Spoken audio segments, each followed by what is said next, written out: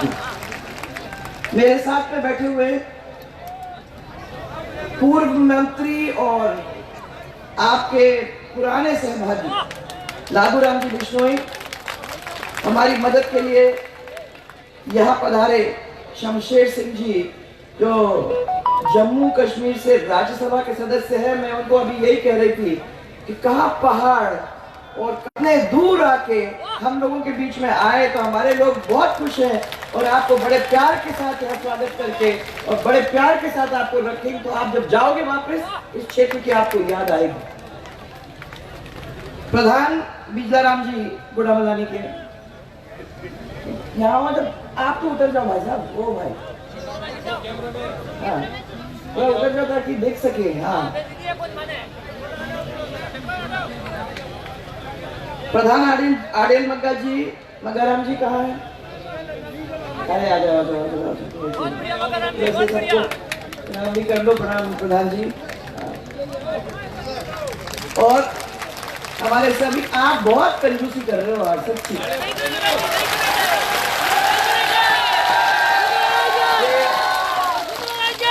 ये आया मेरे को हेलीकॉप्टर पे लेने और मेरे को उससे कहा कि माइंड मत करना, थोड़ा सा हम लोग सब मिलकर मजा लेंगे।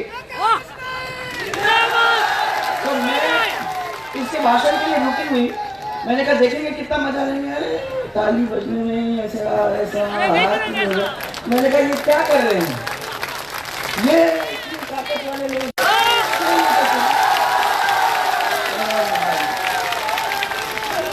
सभी मंडल अध्यक्ष, सभी हमारे पदाधिकारी, सभी हमारे कार्यकर्ता बंधु, सभी हमारे मंडल अध्यक्ष, सभी कार्यकर्ता और आपके लाडले प्रत्याशी, अब तो कुछ बोलोगे, आपके लाडले प्रत्याशी के बिश्नोई जी, पूर्व प्रधान राणा कुलदीप जी, अरे ये भी अभी आपको भी याद करेंगे। सब बैठे।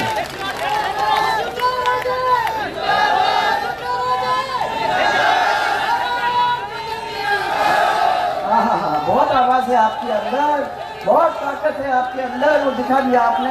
10 मिनट जब तक हमने आपके पीछे पढ़ के नहीं कहा, तब तक ये आवाज पेट में से निकली ही नहीं। पर अब समझ गई है अगर ज्यादा उसको करेंगे तो कुछ तो निकलेगी। और इसलिए आई हूं। देखो, दिवाली का उत्सव हो गया, आपको बहुत सारी शुभकामनाएं, यहाँ से लेके वहां तक सब लोगों को बहुत सारी शुभकामनाएं दिवाली की। परंतु उसके साथ साथ इतना बड़ा त्योहार एक और आने वाला है जो 5 साल में एक दफा आता है, और उसके लिए मैं पीले चावल लेके इनके पास छोड़ के जा रही हूँ। या आप तक पहुंचेंगे तो पीले चावल देंगे, और मेरी हाथ जोड़ करके आपसे इतना ही आपने है, आग्रह है कि आप उस दिन 11 बजे के पहले जाकर अपना वोट डालने का काम करोगे। तब मुझे मालूम पड़ेगा कि इस महा उत्सव के अंदर आप लोगों ने मेरे पीले चावल को मान करके और जाके ये काम किया।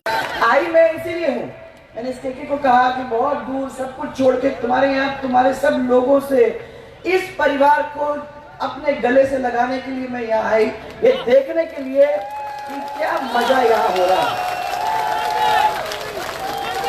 लादूराम जी के साथ मैं आई थी, समान था, पहले आई थी आप लोगों के बीच में, परंतु उसके बाद अब टेके के लिए आप लोगों के बीच में गौरव यात्रा आई थी, बीच में परिवर्तन यात्रा भी निकली थी, वो सब टाइम में आप लोगों के बीच में निकली। हम में दोनों में एक फर्क है, मैंने इन लोगों को सबको कह दिया कि ये तो अपना परिवार है, इस परिवार के अंदर मैं नहीं पूछती, क्योंकि मैं तो ये कह सकती हूँ कि एक की बहू, एक की बेटी हो, एक की संदिल हो, एक की, अब बोलते जाओ जितना भी चाहिए, सबकी रिश्तेदारी है। एक से तिलक लगवाती हूँ, ऐसा सब पूरे अपना ही है। और मैंने इससे कहा कि मुझे नहीं मालूम कि कोई जात या पात का, मुझे कुछ नहीं मालूम है, मुझे सिर्फ इतना ही मालूम है कि एक घर है।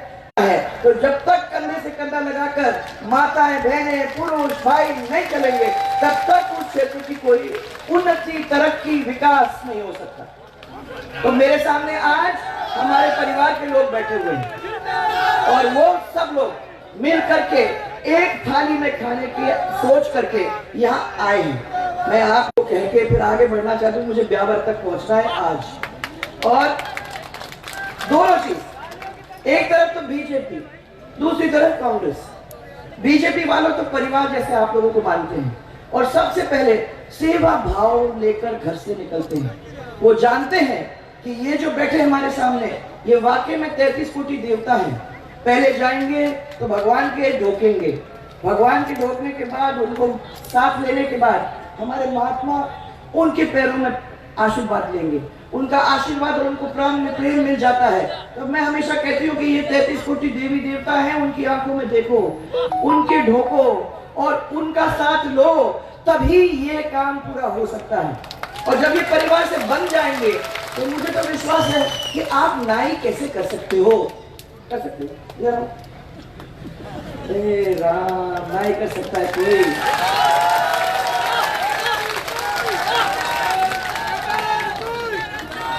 वादा कांग्रेस वाले बहुत करते हैं।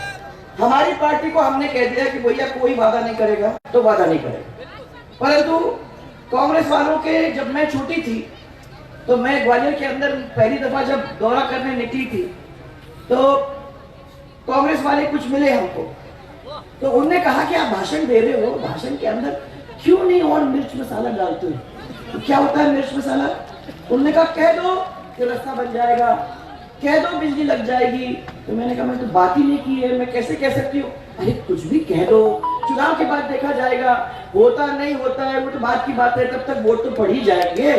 तो बात इसी की है कि कौन सबसे अच्छी भाषा में लोगों को लुभाने का काम करता है। पहले उन्होंने कहा था कि हम वादा करते हैं, उस वादा के ऊपर आप सीधा हो गए। वो आपके बीच में आए, आपने के अंदर हम तुम्हारे को पूरे कर्जे माफ करके छोड़ देंगे। इन्होंने क्या कर दिया है? मैंने क्या कर दिया? मैंने उनको सबको बताया।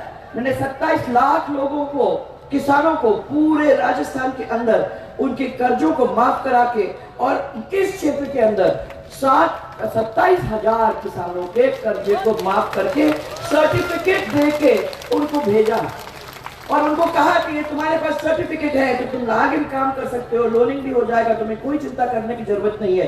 परंतु अब कोई तुमसे पैसे नहीं मांग सकता। अब ये आए आपके बीच में, वादा किया कि आप चिंता मत करो, आपके सब पूरे जो भी कर्जे माफ हो जाएंगे। अरे आप, वैसे मुझे समझ में नहीं आता कि इतने सालों से कांग्रेस को देखने इतने करीब से, उसके बाद भी आप लोगों को कैसे समझ में आती है कि वादे पूरे हो जाएंगे। फिर भी बातों में आ गए, कर्जे माफ हो जाएंगे। हुए कितनों के कर्जे माफ हुए? कोई तो होगा पीछे, इधर उधर दिख नहीं रहा मुझे, उसके कर्जे तो माफ हो गए होंगे, क्योंकि सबको मालूम है कि कमर्शियल बैंक का कर्जा तो कोई नहीं माफ करा सकता, कोई नहीं माफ करा सकता। परंतु जब मैंने पूछा तो उन्होंने कहा साहब आपकी सरकार ने कर्जा माफ किया और आपको हमको सर्टिफिकेट दे दिया। तो जब सरकार उनकी आई तो हमने सोचा एक सरकार ने माफी दी तो दूसरी सरकार भी माफी देगी, इसलिए हमने उनको वोट दिया। दूसरा वादा उन्होंने आपको दिया कि चिंता मत करो, जितने भी बेरोजगार है उनको सबको नौकरी देने का काम हम कर देंगे। इतने सारे बेरोजगार लोग बैठे हुए हैं, सबको नौकरी तो मिली गई होगी यहाँ, पर आपको रीट का एग्जाम में बैठना पड़ता है। सरकारी नौकरी वैसी खाली पड़ी हुई है, हमको लोगों की जरूरत है सरकार के अंदर। रीट की परीक्षा में आपको बिठाया, 19 बार, एक नहीं 19 बार पेपर लीक हुआ आज तक, और मैं देख रही थी कि कितने बार हम लोगों ने किया है। तो मैं समझती हूँ कि हम लोगों ने अपने समय के अंदर कुछ 1 लाख, और इनके समय के अंदर इनने कुछ 1,37,000, जिसमें से भाइयों जाते जाते 1,20,000 की तैयारी मैंने कर दी थी, उनका सब कुछ कर दिया था, खाली दस्तखत होने की जरूरत थी, जिसका दस्तखत इन्होंने किया और उसका पूरा फायदा आपने उठा लिया। मैंने, आप ये समझिए कि 10-20 हजार से ज्यादा उन्होंने किसी को नौकरी दी नहीं है पूरे 5 साल के अंदर। ऐसे तो ये लोग हैं, किसके पास जाएंगे, किसके पास रोएंगे? रो नहीं सकते।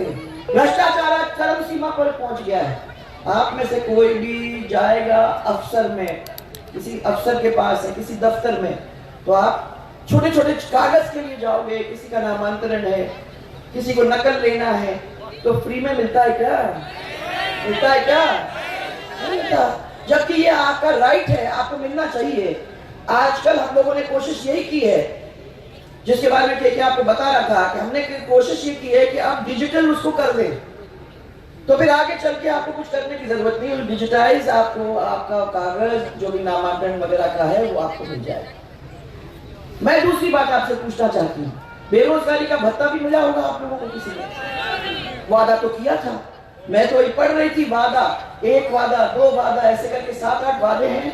एक वादा तो ये है कि हम हमारी महिलाओं को पूरी तरह से सुरक्षित रखेंगे। आपको कोई प्रॉब्लम तो नहीं है ना? आपकी लड़की जब बाहर जाती है, स्कूल जाती है, तो आपको डर तो नहीं लगता होगा? लगता है ना? ऐसा लगता है कि मेरी लड़की गई तो वापस आएगी कि नहीं आएगी। डर माने दिल धड़कता रहता है कि अब आती है, अब आती है। तो जब तक वो घर में वापस नहीं आती तब तक डर ही लगा रहता है। सबसे ज्यादा असुरक्षित अगर महिला के लिए कोई प्रदेश है तो वो है राजस्थान। वादा था कि हमारी महिलाओं को हम सुरक्षित रखने का काम हम करेंगे, पेट्रोल डीजल के दाम हम कम करेंगे, किया होगा। और बिजली 24 घंटे हम देंगे भाई। मेरी आ रही है जनरेटर हो, जनरेटर की आवाज आ रही है। मैंने पूछा सब लोगों को, आपको 24 घंटे बिजली मिल रही है क्या? बोलते रात को आती ही नहीं है बिजली, कभी 2 घंटे, कभी 3 घंटे, और तो आप ऐसी आती है कि समझो आती ही नहीं। दिन में तो आना का सवाल नहीं, कटती है। मैंने आप लोगों के लिए इसीलिए चला के पहली दफा इस प्रदेश के अंदर ये 22 घंटे घरेलू बिजली शुरू की, क्योंकि मैंने कहा कि ये माताएं बहनें गर्मी में बैठती हैं और ये आती भी थी कि वो इतनी गर्मी होती है, इतनी धूप लगती है कि कुछ तो होना चाहिए, बिजली हम लोगों को भी मिलनी चाहिए। तो वो इनके लिए बनी थी। और इसके अंदर उनको फ्रिज का काम, एक लट्टू, एक पंखा, ठंडा पानी, एक कूलर, बच्चा पड़ेगा रात को तो उसके लिए लट्टू, ये सब की वजह से 22 घंटे बिजली देने का काम किया। आप लोग खेत से वापस आओगे तो थके मांदे, गर्मी से पसीने में लथपथ, तो ये कहेंगे ठंडा पानी पी लो। ये सब चीजों के लिए इनको दिया था वो 22 घंटे।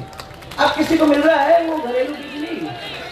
मिल रही है क्या? के 22 घंटे बिजली मिल रही है क्या ये घरेलू? तो वो खत्म।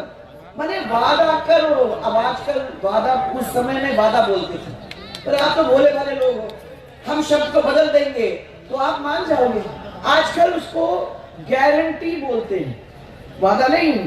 इतने बड़े पेज के ऊपर अखबार कोई भी खोल के देखेगा तो उसके ऊपर लिखा हुआ है गारंटी। आजकल 7 गारंटी हम देने वाले हैं। ये 7 वादों को उन्होंने पूरा नहीं किया है, तो आगे चल के 7 गारंटी क्या पूरा करेंगे ये तो मुझे बताओ। जब आती नहीं तो फ्री बिजली कहां से मिलेगी? आती नहीं है तो वही मैं कह रही हूँ, 72 घंटे में आपको ट्रांसफॉर्मर बदला जा रहा है। 72 दिन में नहीं आए तो गनीमत है, अगर आए तो गनीमत है। मैं ये कह रही हूँ कि भारतीय जनता पार्टी ने जब वादा किया 72 घंटा तो 72 घंटे में दिया। जब आपको कहा कि हम आपको 10-11 हजार तक 900 रुपए प्रति मंथ के हिसाब से आपका करेंगे तो करके दिया। जब आपको महिलाओं के लिए मैंने भामाशाह कार्ड का वितरण किया, 2008 से उसको चालू किया था, उस कार्ड के ऊपर हमने तय किया आपकी शक्ल होगी और आपका सम्मान होगा। आप वो कार्ड अपने हाथ में रखोगे, जो सरकारी पैसा आता है वो सब उसमें चला जाएगा। आपके बैंक अकाउंट खुलेंगे, आपको 2000 रुपए, 1000 पहले और 1000 बाद में, 2 साल के अंदर मैंने लगा के रखा, क्योंकि बैंक अकाउंट खुलता नहीं है, अगर आपने पैसे नहीं डाले तो बंद हो जाता है। तो आप लोगों को आगे रखने के लिए हमने 2000 रुपए, 1 साल 1000, 1 साल 1000 करके बैंक अकाउंट खुलवा के, जब तक आपकी आदत नहीं हुई कि इसमें पैसा डालना है तब तक उसको खुला रखा। आपकी शक्ल लेके आप आगे चलते थे, आपके पीछे पीछे ये सब चलते थे, आपका सम्मान हुआ। उसी के साथ हमने जोड़ा स्वास्थ्य बीमा कार्ड, क्योंकि कभी भी महिलाओं को प्रॉब्लम होती है, कभी भी आपके परिवार में प्रॉब्लम होती है, तो आपको खाली कार्ड ले जाकर दिखाने की जरूरत थी। उसमें सरकारी और उसमें आपके प्राइवेट हॉस्पिटल सब लोग जुड़े हुए थे। आज प्राइवेट हॉस्पिटल कहता है कि हमको पैसा मिलता नहीं है, इसलिए हम तो उसके साथ जुड़े ही नहीं है। आज उसको चिरंजीवी योजना के नाम से किया है आपने, और क्या लुभाने की तो कौन सी पराकाष्ठा हो गई। पहले तो 30,000 से लेकर 3 लाख पे में पूरा काम करा देते थे, और उन्होंने कहा 5 लाख देंगे, 30,000 से 5 लाख, कहा 25 लाख, और अब इलेक्शन के बोला 50 लाख ले जाओ। अरे सबको मालूम है कि किसी भी एक आदमी को 50 लाख की बीमारी तो होने वाली है नहीं, सबको मालूम है। तो ये सब ढोंग रचने की कोई जरूरत ही नहीं थी। 12,000 से लेकर 20,000 से ज्यादा औसतन किसी के ऊपर खर्च होता नहीं है, सबको मालूम है। और हम लोग 30,000 और 3 लाख के बीच में पूरे राजस्थान को संभाल रहे थे, कोई प्रॉब्लम नहीं थी। तो ये लोगों को लुभाने की जो गंदी आदत है इनकी, काम नहीं करना, बस ऐसी तरीके से बातें करना। मैं ये कहने आई हूं कि ये 5 साल पहले अगर अपन लोगों ने उसको रोक दिया होता तो आज बिजली का कर्जा फिर से 95,000 करोड़ तक नहीं पहुंचता। 95,000 करोड़ तक पहुंच गया भाई। हमारे समय के अंदर 5वें साल तक हम लोग 10-15 हजार तक उसको ले आए थे। और अगर ये कर्ज हट जाता तो आपके बिजली के दाम 1 रुपए, 1.5 रुपए, 2 रुपए से ज्यादा नहीं होता। आप फिर से 95,000 पे चले गए हो। उसको फिर ठीक करने के लिए अगले 5 साल 7 साल और लगेंगे। और इन्हें क्या चिंता है, उनको तो मालूम है कि भाई कर लिया हमने, कर आके हम तो चले जाएंगे। फिर ये लोग आएंगे, उसको जमाए आराम से, उसका पूरा जमा के फिर हम 5वें साल में चले आएंगे, कोई ना कोई लुभानी बातें कह देंगे, ये बातों में आ जाएंगे और हम आराम से फिर राज करेंगे। काम करने की बात ही नहीं है भाइयों। इसीलिए मैं आपको कहना चाहती हूँ कि अभी मैंने इनसे पूछा कि भाई क्या क्या काम हुए, याद तो अपने को दिलाने की जरूरत है। तो 20 करोड़ रुपए की राम जी की गोल 132 केवी जीएसएस हुआ कि नहीं हुआ? बना के बना राम जी